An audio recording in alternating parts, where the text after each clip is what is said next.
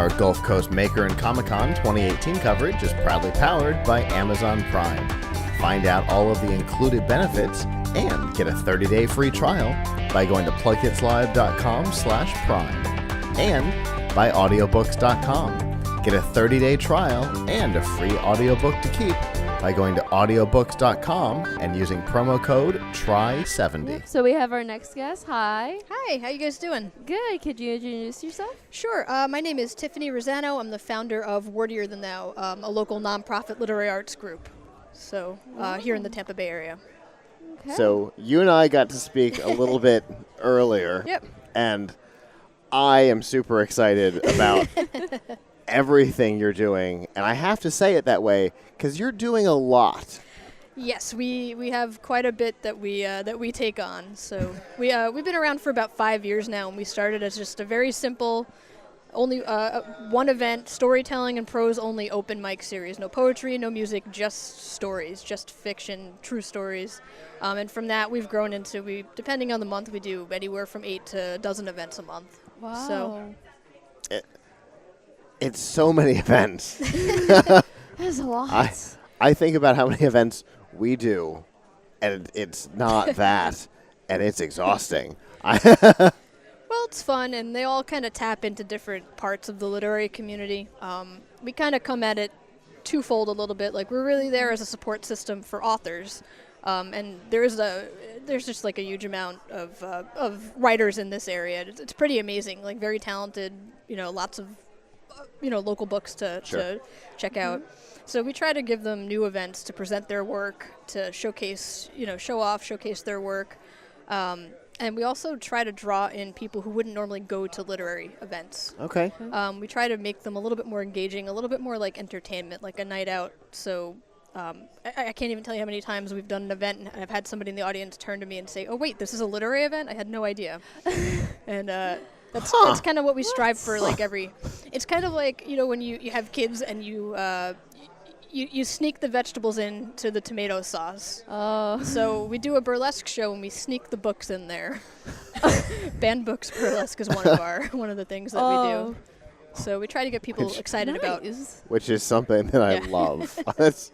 It's we go to a couple of events that have like a cosplay burlesque, but the super niche. I love that. People get really excited. It's one of our most popular events. We do it twice a year.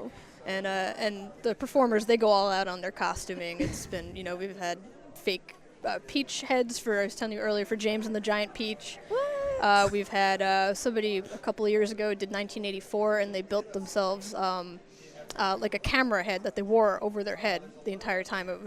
Wrote NSA on it. So they're very elaborate. Whoa. They're pretty awesome. They're very, very talented performers. So That's so cool. That's amazing. and the best part was the last time we did the show, you look down the glitter zone, the VIP glitter zone before the show starts, and you just see like a row of people waiting for burlesque performers, but they're all reading books that they bought from me or we gave them. Huh. Yeah. So That is a scenario that I bet doesn't exist very often. I got a good picture of that one last time around. I would hope so. Yeah.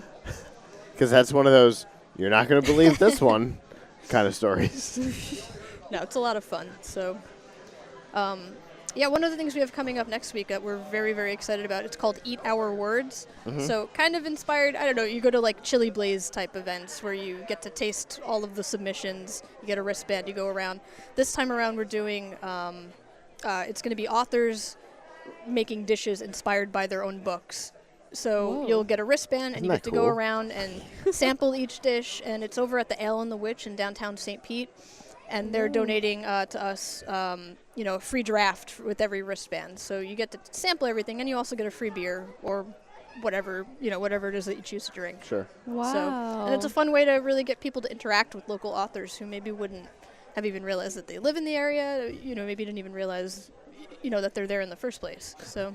Or may not have realized that people locally write things. Because it's not necessarily something that people even think about. Right. Because you hear a couple of author names over and over again, and that's right. Yeah. publicly. That's about all you hear. And it's so. funny because we've probably worked with like hundreds of different local, when I say local, Tampa Bay area authors over the past few years, and you might get the average person going out to a literary event that's somebody like a Stephen King or somebody like that. They know that name, Sure. but they don't realize that there are some very good authors right in their own backyard that are writing in those same genres that they absolutely. enjoy. So. And sometimes Yep. under his name, but that's a different situation. So, how did you end up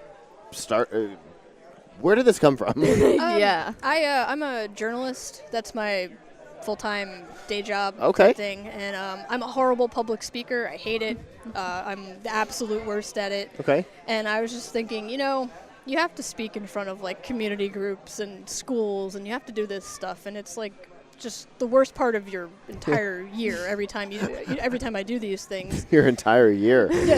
My entire life, pretty much. Okay. So I decided to I needed to get better at it, so I decided to start a storytelling open mic series, basically a scenario in which I could completely control the environment around me, and fair enough. While trying to get better at it, while putting on a different sort of show, because there's a lot of poetry open mics out there. There's a lot of music open mics out there, spoken word, and this is strictly stories and fiction. We get everything from true stories to comedians telling stories to to folks just reading from their novel, reading like a first chapter or a short story. They get 10 minutes, so it's a little bit different from a lot of the open mics out there. Sure. And then from there, just kind of grew into this organized chaos that we call our literary nonprofit organization. Wow. Organized chaos, yeah. Feels like every event, though, to be fair. Right. There's not a little bit of chaos behind the scenes. It's not a live chaotic event. Plus, it's just fun. We just like to basically convince adults to do the most ridiculous things. and they're glad to. We just give them a good excuse. So People tend to want to be silly. They just may not right. have the opportunity to do it without being made to feel silly. Right, exactly. So Very interesting. So if people want information about this event and other events, how as can I they said, we have get a that million information? Facebook's probably the best place to find us. Wordier Than Thou. I assure you we're the only one on there. And then WordierThanThou.com. A little bit behind our Facebook feed. That's usually what we update our calendar first. That's where we usually update our calendar first. But we'll be revamping the Wordier Than Thou website as well to kind of, really showcase what we have going on. So Very cool. Cool. Well, we definitely appreciate you coming and taking the time to talk to us I today. appreciate you giving me the time.